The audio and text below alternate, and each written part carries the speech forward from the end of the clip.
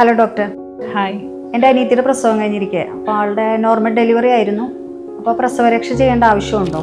Okay, ഇരിക്കും ക്ഷമ, ഇരിക്കും. ഇതിപ്പോൾ എല്ലാവർക്കും ഉള്ളൊരു കോമൺ ഡൗട്ടാണ്. ഡെലിവറി എന്ന് പറഞ്ഞൊരു ഫിസിയോളജിയാണ്. അപ്പോൾ അതിന് ശേഷം പ്രസവരക്ഷ ചെയ്യണോ എന്നുള്ളൊരു കോമൺ ഡൗട്ടാണ്. പക്ഷെ നമ്മൾ ഒരു ഡോക്ടറുടെ മേൽനോട്ടത്തിൽ ശാസ്ത്രീയമായ പ്രസവരക്ഷ എല്ലാ സ്ത്രീകളും ചെയ്തിരിക്കണം.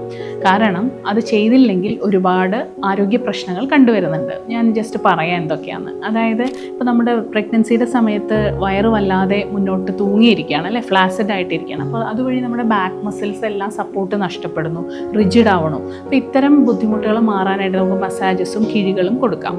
പിന്നെ നമുക്ക് യൂട്രൈൻ പ്രൊലാപ്സ്, അതുപോലെ തുമ്മുമ്പോഴും ചുമയ്ക്കുമ്പോഴും യൂറിൻ പോകുന്ന അവസ്ഥകളുണ്ട്. അപ്പോൾ അതിനെ കറക്റ്റ് ചെയ്യാൻ യോനി പിച്ചു അതുപോലെ ഇൻറ്റേർണൽ മെഡിസിൻസ് ഒക്കെ വളരെ ഇഫക്റ്റീവാണ്.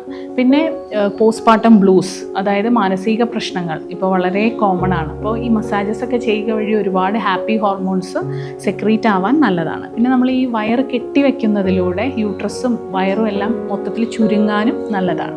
അതുപോലെ പ്രഗ്നൻസിയിൽ നമ്മൾ വശങ്ങൾ ചെരിഞ്ഞാൽ കിടക്കുക, അല്ലേ, അപ്പോൾ ആ ഹിപ്പ് ജോയിൻറ്റിൽ ഇൻഫ്ലമേഷൻ ഉണ്ടാകാനുള്ള സാധ്യതയുണ്ട്.